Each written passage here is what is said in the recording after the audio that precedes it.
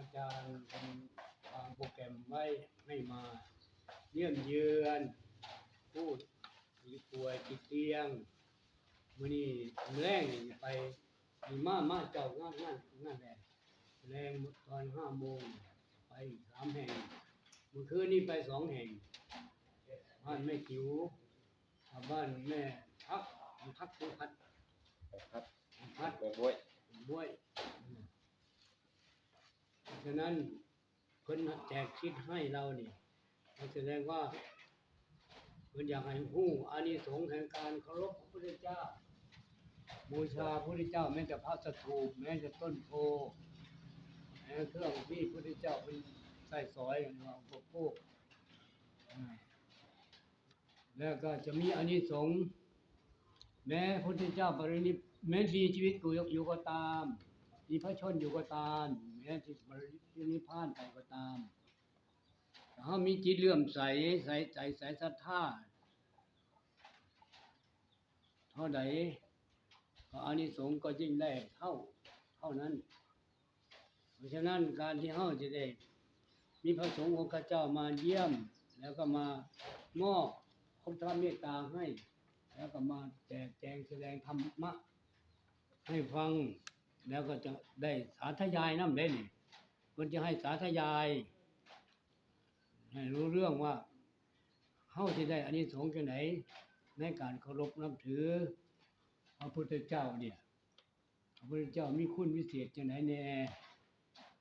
เฮาจึงได้เรียกว่านัตถิเมสรณังอันยังที่พึ่งอย่างอื่นของข้าพเจ้าไม่มีพุทโธเมสรณังวรังพุทธเจ้าเป็นที่พึ่งของข้าพเจ้าอันประเสริฐฉะนั้นเพิ่นก็ได้ยกเอาในพระสูตรของพระไตรปิฎกเรื่องนางผู้ยากจนคนหนึ่งเก็บเอาดอกบัวเอาไปย่างไปเห็นดอกบัวเขาสิไปบูชาพระสถูปแต่ว่าในขณะที่เดินไปนั่นจิตใจเลื่อมใสแห้งจิตใจมีศรัทธาเคารพนับถือพระพุทธเจ้าแม้แต่คนปรินิพพานแล้วครับหรือว่าเพิ่นยังมีพระชนอยู่นั่นเพิ่นจึงย่างไปด้วยความเพลิดเพลินด้วยความดีใจนะงัวแม่นกอ่อนมาส้นเพิ่นตายพอตายแล้วก็ไปเกิดอยู่วิมานคือสวรรค์เนี่ยอยู่กับพระอินทร์ท่านที่2ไม่ใช่ที่3นี่ท่านดาวดึงส์ไปเกิดอยู่ดาวดึงส์มีวิมานเป็นเขาเรียกว่าเหลืองอลามเหมือนกับดอกนี่ดอกบวบเนี่ยแต่ว่าช่วงชัชวาลมากร่างกายแล้วก็สวยหลายบ้านนี้พระอินทร์ก็เลยถามว่าทำไมท่านได้ทำอะไรไว้ตั้งแต่เป็นมนุษย์เนี่ยถึงมีรัศมีโชติช่วงแล้วก็วิมานโชติช่วงชัชวาลท่านได้ทำอะไรไว้โอ้ยแต่ไม่ได้ทำยังหลายหรอกอายเพราะว่ามันเฮ็ดน้อยเดียวนั่นน่ะเฮ็ดหยังพระอินทร์ขยันขยอมถามจนท่านนางก็คนบ่ได้ก็เลยบอกว่าโอ้ยทำของข้าพเจ้าทำนี่ก็คือเอาดอกบัวไปเหี่ยวนี่สิไปบูชาพระสถูปแต่ว่าปรากฏว่ามีจิตใจเลื่อมใสแห้งมานี่ก็เลยหน่อยหนึ่งงวดในละครก็เลยมาวิทย์ข้าพเจ้าตายเลยมาเกิดอยู่ในวิมานหลังนี้มากันโอ้อนุภาพแห่งการที่เลื่อมใสพระพุทธเจ้านี่อานิสงส์ถึงขนาดนี้นี่ขนาดมีความศรัทธาบ่ได้ถวายอีกเลยถวายเพียงแต่ดอกไม้กับดอกบวบขมน่ะดอกบวบขมน่ะ เหลืองๆน่ะนะยังไงก็ยังได้อานิสงส์ขนาดนี้เพราะฉะนั้นแล้วเพิ่นอันท่านอาจารย์มหานี่เพิ่นนำพระพุทธรูปหรือว่ารูปเหมือนพระเจ้าเรียกว่าพุทธสิกะเจดีย์เจดีย์อย่างหนึงนี่รูปภาพนี่มาเชิญมาประดิษฐานให้เฮาเคารพนับถือโอ้สิมีอานิสงส์หลายขนาดไหนยิ่งกว่านั่งบวชนั่งสาวบวชนั่นแหละเราบวชมาบูชาแล้วก็มีอีกเรื่องหนึงที่ว่ามัทธกุณฑลีมัทธกุณฑลีเป็นผู้ที่เลื่อมใสศรัทธาในพระพุทธเจ้าคือกันแต่ว่าเรื่องนี้มันมาว่ามันอยู่ในภาค2นี่ทำมาบกภาค2มีว่าพ่อเพิ่นนี่ชื่อว่าทิฏฐอาทินนกะปุพกะอาทินนกะปุพกะเศรษฐีเป็นเศรษฐีน้อยๆเด้แต่ว่าค่อนข้างจะขี้ทีจักหน่อยนึงเพราะว่ามีลูกชายผู้เดียวหักหอมตุ้มแปลว่าบ่อยากเสียค่าตีตุ้มหัวนะมันก็เลยเอิ้นว่าตุ้มหูเกี้ยงเพราะว่าพ่อนี่ตีเอาเองตีตุ้มหูให้ลูกอันนี้อยู่มาลูก15-16 ปีก็เกิดป่วยขึ้นเลยป่วยแบบว่าโรคผอมเหลืองน่ะนะป่วยเป็นโรคผอมเหลืองอันนี้ก็เลยเพิ่นมีย่านเสียเงินหลายน่ะย่านเสียเงินหลายก็เลยไปถามหมอชาวบ้านถามว่าโรคจังซี่นี่สิรักษาด้วยยาอิหยังพอสมัยแต่ก่อนมันรักษาอยู่ยาหากไม้ต้นไม้จังซี่นะอันนี้ก็เป็นไปถามผู้เขาเป็นหมอบางคนว่าเขาไปถามแล้วเขาก็บอกยานั้นมาต้มมาให้ผลให้ลูกกินเท่าใดมันก็บ่อยู่คือเก่าบ่ให้แต่น้ำคือเก่าขึ้นมาวันนี้พระพุทธเจ้าเข้าฌานพระพุทธเจ้าเข้าฌานตัวมื้อนี้เฮาสิไปโปรดผู้ใดเนาะมันไปบิณฑบาตกับพระสงฆ์ย่างผ่านบ้านเนี่ยบ้านของมัทธกุณฑลีหรือเศรษฐีอันนี้ก็ทินนกะปุพกะมีปุพกะด้วยนะมีทินนกะปุพกะก็เลยเพราะไอ้พุทธเจ้าเสด็จไปนั้นปรากฏว่ามัทธกุณฑลีนี่หันหน้าเข้าขวาหันหน้าเข้าขวาหันหลังใส่พุทธเจ้านะเอิ้นพระพุทธเจ้าไปเสด็จไปพระหนึ่งนำข้าพระสงฆ์มานี่ก็เลยพระองค์ก็พิจารณาเฮาสิเพ่งรัศมีให้เด็กคนนี้มันได้เห็นรัศมีเฮามานี่ก็เลยพระองค์เพ่งรัศมีไปแสงวาบอยู่ในฝาน่ะแสงวาบอยู่ในฝามันคือว่าอุ๊แสงเหนียวมันคือคักแท้เลยหันหน้ามันหันหน้ามาถามพระพุทธเจ้าว่าสิลบบ่สิยกมือลบพระพุทธเจ้าแต่บ่มีแห้งกลัวถึงขนาดน่ะบ่มีแห้งยกเลยเอาจิตเลื่อมใสจิตโอ้ยเฮานี่มีบุญแท้นี่พระพุทธเจ้าเสด็จมาถึงบ้านเลยโน่นแต่ว่าเฮาบ่มีอิหยังสิถวายเพิ่นเลยนี่อย่างนั้นเลยเฮาสิเอาจิตนี่แหละน้อมไปพอจิตน้อมไปพระพุทธเจ้าเพ่งรัศมีให้เพ่งรัศมีในขณะนั้นน่ะลมหายใจของเราพร้อมครับความเลื่อมใสศรัทธาในองค์คุณของพระพุทธเจ้า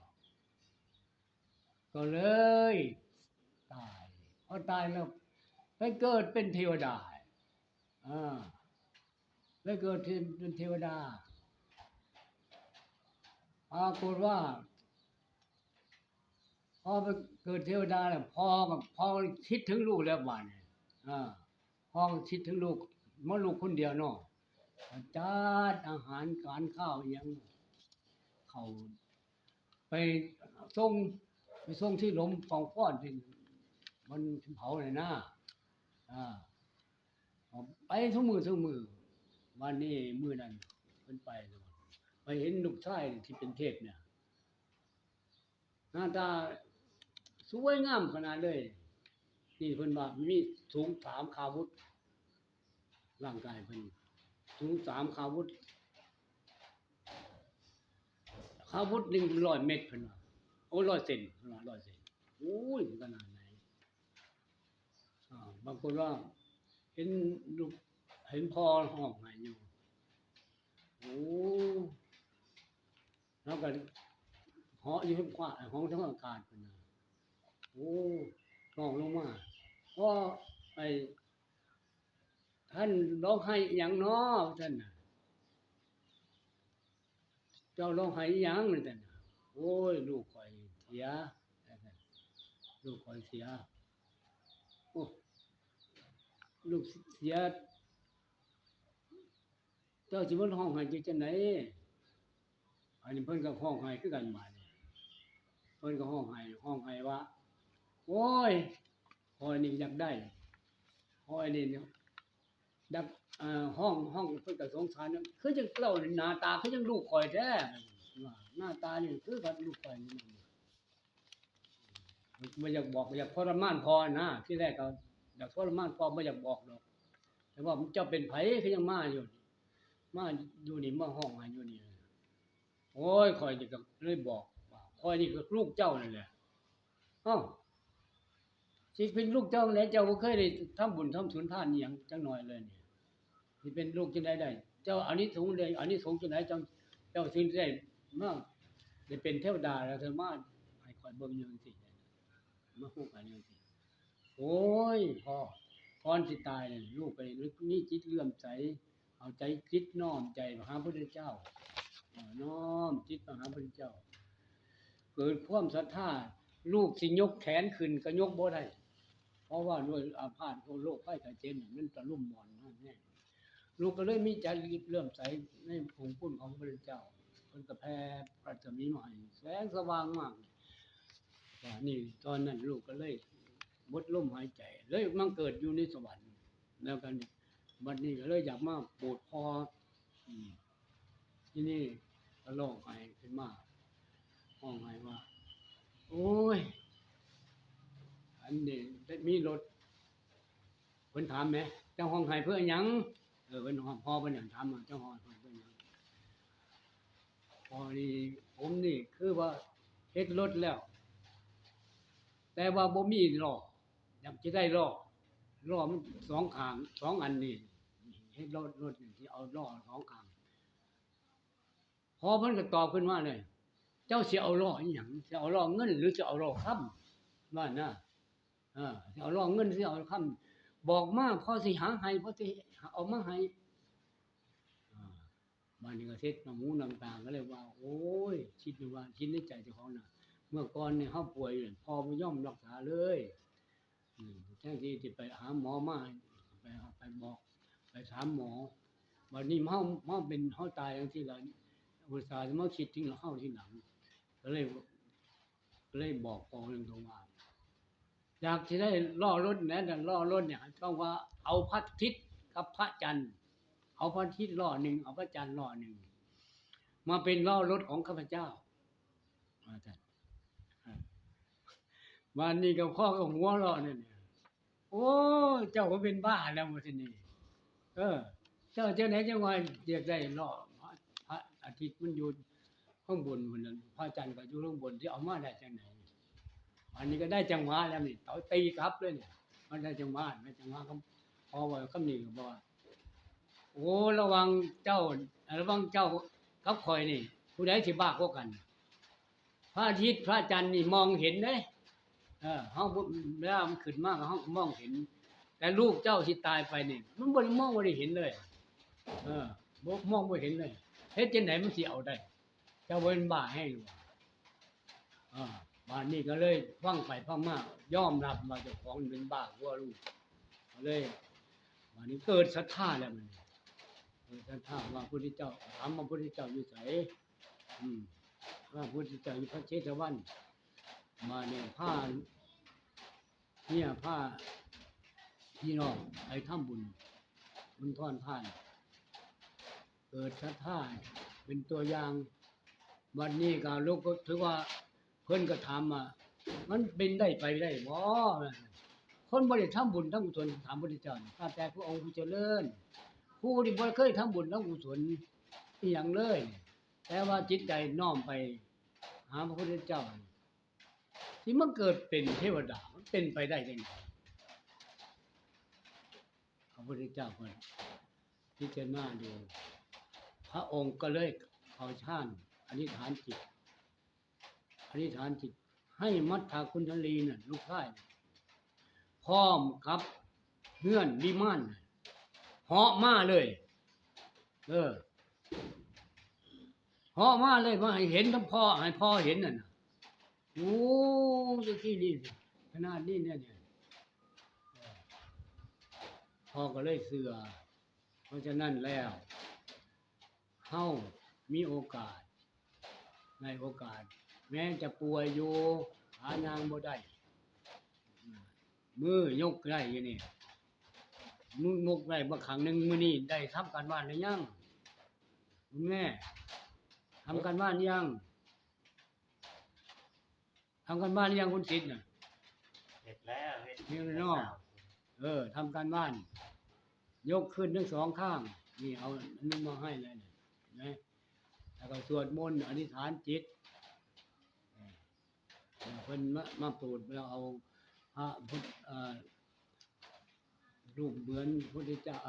ตัวแทนองค์แทนพระพุทธเจ้าเนี่ยมามอบให้เป็นนิมิตหมายที่ดีดังนั้นแล้วให้เฮาเกิดศรัทธาเกิดความเลื่อมใสยินดีทำการบ้านหลายๆกว่าเดิมจะหายไว้เข้าใจบ่ทำได้ให้หลายมากกว่าเดิมมันก็จะได้อานิสงส์บารมีความดีที่เฮาได้เฮ็ดมาตลอดอีกอย่างนึงน่ะคุณแม่ใส่บาตรทุกวันคุณศิษย์ก็เป็นพ่อครัวไปใส่บาตรแม้อยู่ตอนนี้ไปบาตรทุกวันอานิสงส์นี้เราได้เปรียบกว่าไอ้มัทธกุณฑลีได้นี่ได้เปรียบแบบกว่ามัทธกุณฑลีแล้วก็น้อมอธิษฐานอานิสงส์ที่เฮาได้ใส่บาตรนี่มาร่วมกันเป็นตปะดินิชะอำนาจพระวะปัจจัยส่งเสริมเพิ่มบารมีที่เฮาได้กระทำบำเพ็ญในข้อฟังธรรมมื้อนี้ก็ดีขอจงเป็นพระวะปัจจัยเป็นนิสัยตามทรงให้สุขภาพธาตุขันธ์แข็งแรงให้บุญรักษาธรรมะคุ้มครองเกิดพละกำลังกายกำลังใจมีพลังงานเข้มแข็งสมบูรณ์ผู้อยู่พระพุทธศาสนามีดวงตาเห็นธรรมสมควรแก่ธรรม